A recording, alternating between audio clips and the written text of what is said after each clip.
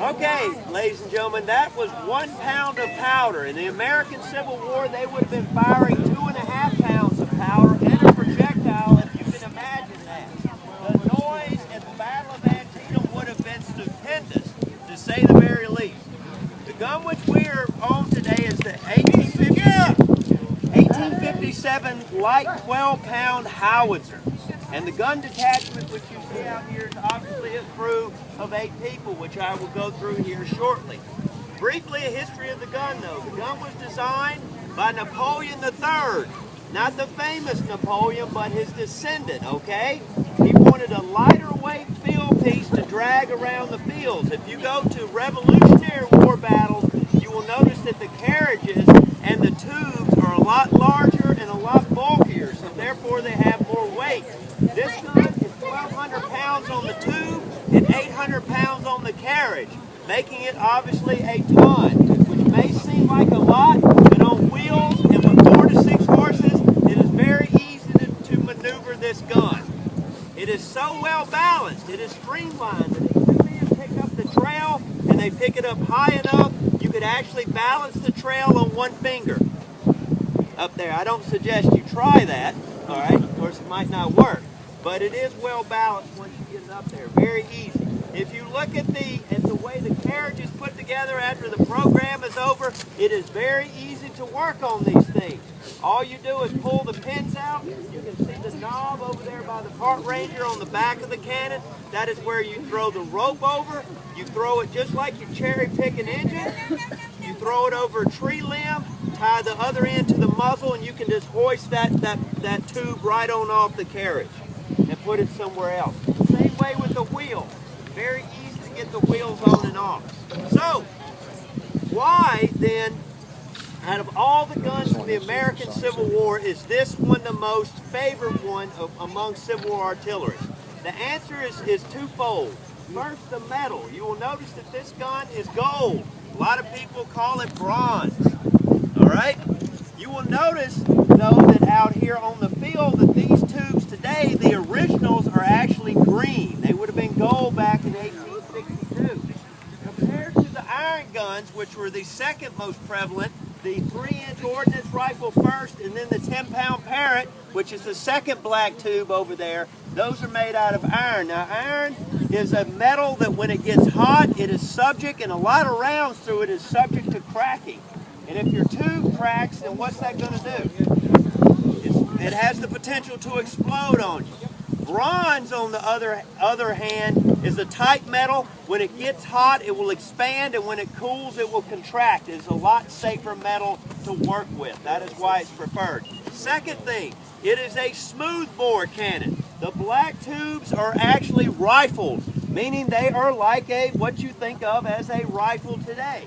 The black tubes shoot a conical shell. They have greater range, they have greater accuracy, but they don't have as much powder, ladies and gentlemen, as these babies right here, which would be coming out of a 12-pounder. Obviously, it would hold a lot more powder than this one. Now, this gun will shoot, the bronze gun, the Napoleon will shoot about a mile. All right, that's fine. The black tubes will actually shoot a mile too, a little bit further, and they could hit something at a mile. Why then would you not want the black tubes? The smoothbore in Civil War artillery in general is this. You rarely fired at anything you couldn't see, unlike modern artillery, and rarely could you see a mile on a battlefield.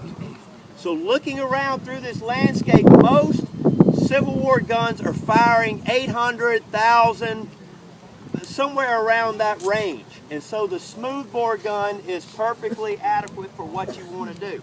Obviously, with the round ball, the further you throw it, the more inaccurate it's going to be. Having said that. Now, commonly asked questions out here.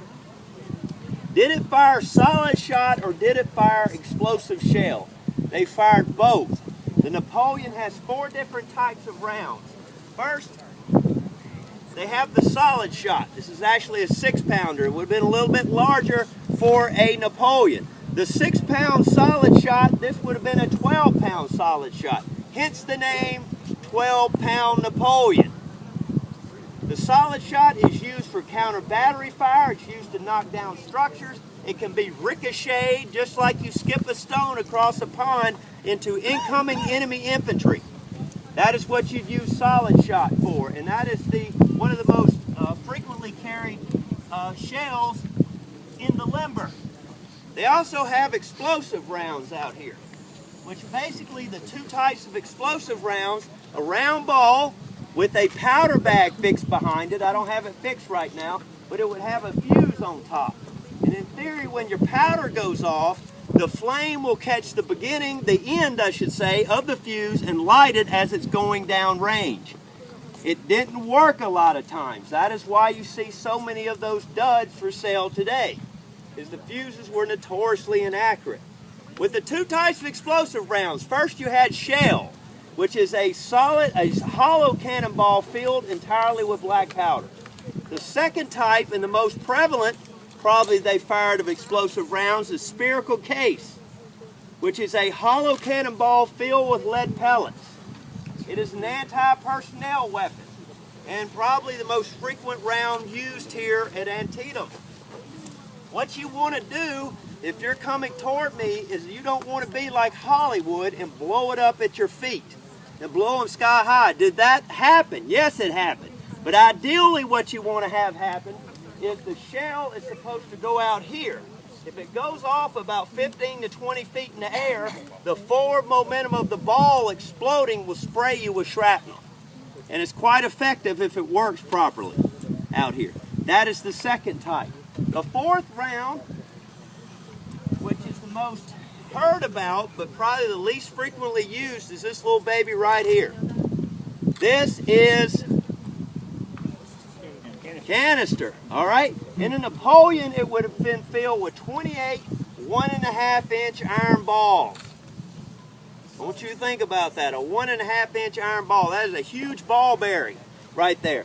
When the powder explodes, the can disintegrates, and what it makes that Napoleon into, remember, smoothbore rifle. It turns that smoothbore into a gigantic shotgun at 400 yards or less. Think about that Napoleon firing out toward those soybeans right there. At a shorter distance with a smoothbore, you would get a wider pattern than you would shooting rifle. The detachment will show you how the drill is going to be conducted. I want you to think of a dance. And what we're going to do is we're going to put the dance together for you. Everybody on this gun crew has a number, 1 through 7. The only person that rates a name is this gentleman right here. This is the gunner. And he would either be a corporal or a sergeant. A captain would command the battery. A lieutenant would probably be in charge of, 2 lieutenants in charge of the halves of the battery. And then you would have the sergeants in charge of each piece out here. It all varies depending on how many members you got. So watch how they put everything together. The first job we have over here, I'll go through the numbers and then come back to you. Number 1, number 2, number 3, number 4, number 5, number 6, number 7, and the gunner. Okay, so number 1, we'll go with him first. If you notice in his hand, what does he have? He has a gigantic Q-tip. All right, what is that? What do you use a Q-tip for? Clean. To cleaning, that's right. You clean the cannon in and out. If you will hold it up right now, it has a sponge on one end, and he flips it over, it's got a wood block on the other. Obviously, the sponge, the barrel with one end, he flips it over, and then inserts the round and shoves it all the way to the breech of the gun with the other end. If I'm enemy infantry and I'm coming toward him, I probably want to shoot him.